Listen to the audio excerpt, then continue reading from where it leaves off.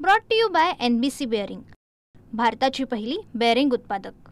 विश्वगौरव आमचे पंतप्रधान नरेंद्र मोदीजी यांचा 75वा जन्मदिवस आज संपूर्ण देशामध्ये या जन्मदिवसानिमित्त आनंदाची वातावरण संपूर्ण देशामध्ये आहे। आज संपूर्ण देशवासी आणि जगातले संपूर्ण भारतीय आणि जगातले अनेक राष्ट्राध्यक्ष, पंतप्रधान आणि भारताचे सर्व आमचे या देशातील विविध क्षेत्रात काम करणाऱ्या अनेक व्यक्तिमत्वांनी आज प्रधानमंत्री मोदीजींना शुभेच्छा दिल्या आहेत। आज कसब्यामध्ये डेक्कन एज्युकेशन सोसायटीमध्ये सुद्धा माननीय हेमंत रासनेजी यांनी स्वच्छ सुंदर पुणे आणि कसबा असा संकल्प करून हजारो विद्यार्थ्यांना, शेकडो विद्यार्थ्यांना स्वच्छ सुंदर पुणे आणि कसबा असा प्रतिज्ञा करून मोदींच्या वाढदिवसानिमित्त स्वच्छतेचा संदेश या ठिकाणी देण्याचा प्रयत्न केलेला आहे। महाराष्ट्रामध्ये सुद्धा आज एकीकडे पुढचे 15 दिवस म्हणजे 17 सप्टेंबर ते 2 ऑक्टोबरपर्यंत मोठ्या प्रमाणावर अभियान या ठिकाणी भारतीय जनता पक्षातर्फे सुरू झालेले आहेत। वेगवेगळ्या योजनेच्या माध्यमातून, वेगवेगळ्या कार्यक्रमाच्या माध्यमातून आमचे अध्यक्ष रवींद्र चव्हाणजी, आमचे सर्व पदाधिकारी यांनी योजना तयार केली आणि भारतीय जनता पार्टीचे आमचे 1,51,00,000 मेंबरशिप असलेल्या पक्षाचे कार्यकर्ते हे या पंधरवाड्यामध्ये मोदीजींना सेवा पंधरवाडा म्हणून मोदींच्या वाढदिवसानिमित्त या ठिकाणी आम्ही साजरा करतो आहे। सोबतच आज महसूल खात्यातर्फे राष्ट्रनेता नरेंद्र मोदीजी यांचा जन्मदिवस आजपासून तर राष्ट्रपिता महात्मा गांधीजी यांच्या जयंतीपर्यंत एक महसुली पंधरवाडा, सेवा पंधरवाडा या ठिकाणी आम्ही आयोजित केलेला आहे। त्याचा आता पुण्यावरनं त्याची सुरुवात आहे। तोही एक कार्यक्रम या ठिकाणी होतो आहे। एकंदरीत माननीय पंतप्रधान नरेंद्र मोदीजी यांना उदंड आयुष्य लाभो, त्यांनी साकारलेलं विकसित भारताचा संकल्प साकारण्याकरता त्यांना यश मिळो। संपूर्ण भारतवासी हे मोदींच्या विकसित भारताच्या संकल्पाला साथ देण्याकरता आज तयार झालेले आहे आणि म्हणून आजचा दिवस देशाच्या पुढच्या विकासाकरता महत्त्वाचा दिवस आहे।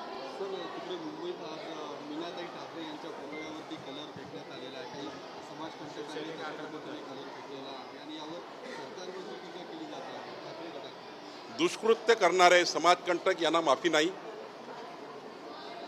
माननीय देवेंद्रजींनी प्रशासनाला सूचना दिल्या आहेत की काही करून हे लोक हुडकून काढा, कुणाचं षडयंत्र आहे आणि अशा दिवशी माननीय प्रधानमंत्री नरेंद्र मोदी यांचा जन्मदिवस आहे, अशा दिवशी अशा प्रकारचं षडयंत्र कृत्य करणारा समाजकंटक, दुष्कृत्य करणारा असा व्यक्ती याला आम्ही सोडणार नाही, आमचं सरकार सोडणार नाही। ओबीसीचे दाखले देण्यावरून महसूल विभागावरती टीका केली जाते, कागदपत्रांची पडताळणी न करता अयोग्य दाखले दिले जात आहेत अशी टीका केली जाते। मी आपल्याला आश्वस्त करतो, आमचा महसूल विभाग असं कुठलंही प्रमाणपत्र देणार नाही ज्या ठिकाणी काही खोडतोड केली असेल। काल माननीय भुजबळ साहेबांनी आमच्या ओबीसीच्या कॅबिनेट सब कमिटी समोर एक 15 ते 20 असे डॉक्युमेंट आणले ज्यांनी खोडतोड केली आहे।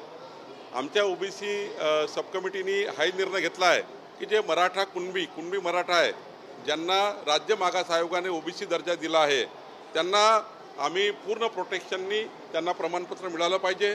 पण या ठिकाणी कुणीही चुकीच्या पद्धतीनं प्रमाणपत्र घेण्याचा प्रयत्न करेल त्याचं संपूर्ण चौकशी आम्ही करू। खोटे प्रमाणपत्र कुठलाही प्रांत किंवा तहसीलदार देणार नाही याची खबरदारी सरकारने घेतली आहे। याच मुद्द्यावरून आज संभाजीनगरमध्ये मुख्यमंत्र्यांच्या भाषणावेळी गोंधळ घालण्यात आला।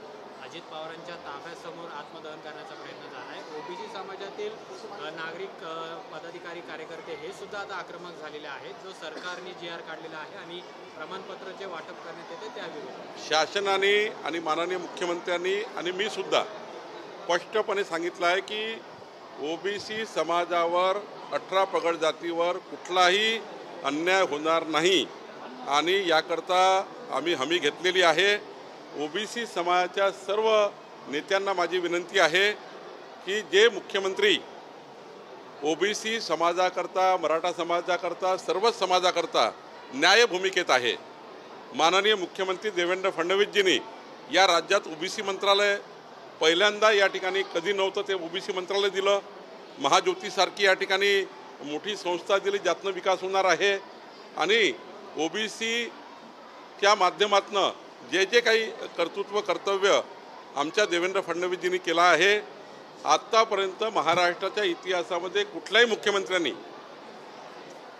जे कार्य ओबीसी करता उभं केलं नाही तेवढं काम देवेंद्र फडणवीसजींनी उभं केलं। एवढंच नाही तर राजकीय होईल, पण उद्धव ठाकरे सरकारच्या काळात ओबीसीचं गेलेलं आरक्षण हे परत आणण्याचं काम देवेंद्र फडणवीसजींनी करून दाखवलं आहे। त्यामुळे ओबीसीच्या सर्व संघटनांना माझी विनंती आहे, जो नेता, जो मुख्यमंत्री, जे देवेंद्र फडणवीसजी आपल्या या ओबीसी समाजाकरता जे काही कार्य करतात त्यांना त्यांची गाडी अडवणे, त्यांच्याबद्दल घोषणा देणे हे काही चांगलं कर्तव्य नाही आहे। मराठा समाजालाही सुद्धा आरक्षण देण्याचं काम देवेंद्र फडणवीसजींनी केलं। देवेंद्र फडणवीसजी सर्व समाजाकरता एकंदरीत घटनेनुसार ज्या ज्या काही बाबी आवश्यक आहेत ते करतात आहे आणि त्यामुळं असं देवदुर्लभ नेतृत्व जर महाराष्ट्रामध्ये आहे आणि अशा नेतृत्वाला टीका करणे, त्यांचा विरोध करणे, खालच्या पातळीवर बोलणे, त्यांचा रस्ता रोखणे किंवा कार्यक्रमाच्या माध्यमातून गोंधळ करणे हे काही महाराष्ट्राला आणि ओबीसी समाजाला अभिप्रेत नाही। बंजारा आणि आदिवासी समाज देखील आता रस्त्यावर उतरला आहे। आदिवासी समाजाचं म्हणणं की आमच्या आरक्षणाला धक्का लावले, बंजारा समाज ज्या पद्धतीने मागणी करताना नाही, मी आधीच सांगितलं, कालही सांगितलं की प्रत्येक समाजाला आपापली मागणी करण्याचा अधिकार आहे, पण संविधानाने SC STला दिलेलं आरक्षण हे त्या आरक्षणामधल्या तरतुदी, त्या आरक्षणामधले जे काही कायद्यामध्ये तरतुदी आहेत त्या कायद्याच्या तरतुदीशिवाय काहीच करता येत नाही। बंजारा समाजाची मागणी योग्य डायसवर ते मांडतील, बंजारा समाज आपली मागणी मांडेल, सरकार त्याची चर्चा करेल, हे ठीक आहे, पण SC STच्या आरक्षणामध्ये मात्र जे काही संविधानाने आरक्षण दिलेलं आहे आणि जे काही संविधानाने त्या ठिकाणी जातीची स्पष्टता केलेली आहे, म्हणजे SC STमध्ये काय काय समाज असतील, महाराष्ट्रामधले कुठल्या कुठल्या जाती याच्यामध्ये आहेत त्या स्पष्टता आहे। त्यामुळं जर काही त्या ठिकाणी कुणाला एंट्री व्हायची असेल तर त्यामध्ये मोठी प्रक्रिया आहे, त्या प्रक्रियेसमोर जावं लागतं। मला वाटतं की मागणी करणे योग्य आहे, पण या राज्यामध्ये राज्य अशांत होणार नाही याची काळजी आम्ही सर्वांनी घ्यायची आहे। शरद पवारांनी टीका केली, सरकार जातीच्या उपसमित्या तयार करते, यापूर्वी असं कधीही झालेलं नव्हतं। प्रवर्गाच्या किंवा समाजाच्या उपसमित्या होणं, त्याला मंत्रिगट त्याच्यावरती नियुक्त होणं हे यापूर्वी आम्ही बघितलेलं आहे। मात्र अशा पद्धतीनं एका जातीसाठी उपसमिती तयार होऊन मंत्री त्याचे अध्यक्ष केले जाणं हा पायंडा काही बरोबर नाही।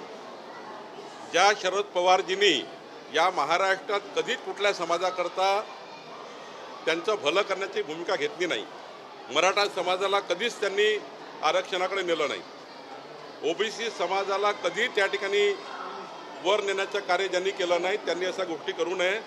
माननीय देवेंद्र फडणवीसजींनी जेव्हा समाजाला न्याय द्यायची गोष्ट येतं तेव्हा अशाच सबकमिटी करून त्या ठिकाणी त्या माध्यमातून समाजाचे प्रश्न सुटत असतात। आज मराठा समाजाची सबकमिटी केली, काही प्रश्न सुटत आहेत, त्या ठिकाणी बार्टी आहे, सारथी आहे, अनेक योजना त्या ठिकाणी तयार होतात आहे। ओबीसीची समिती केली, कॅबिनेट सबकमिटी, त्यामध्ये ओबीसी समाजाकरता केंद्र राज्याच्या योजना या पोचतात की नाही याच्यावर नियंत्रण ठेवणे किंवा याचा आढावा घेणे हे काही वाईट थोडी आहे।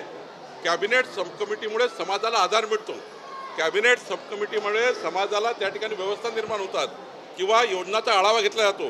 त्यामुळं कॅबिनेट सबकमिटी असल्या पाहिजे, या ओबीसी समाजाकरता 18 पगड जातीकरता असल्या पाहिजे, मराठा समाजाकरता असल्या पाहिजे, शेड्यूल कास्ट समाजाकरता त्या ठिकाणी मोठ्या प्रमाणावर व्यवस्था उभी केलेली आहे, शेड्यूल ट्राईबकरता व्यवस्था उभी केलेली आहे।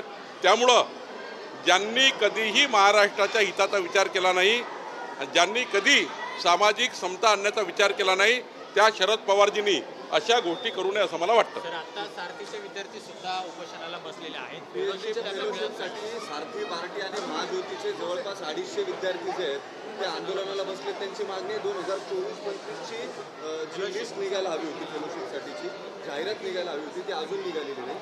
यापूर्वीच्या लोकांना पैसे मिळालेले नाही. परवाच मंत्रिमंडळासमोर या विषयी चर्चा झाली आहे आणि लवकरच याचा निर्णय होतो आहे. Brought to you by NBC bearing, भारताची पहिली बेअरिंग उत्पादक.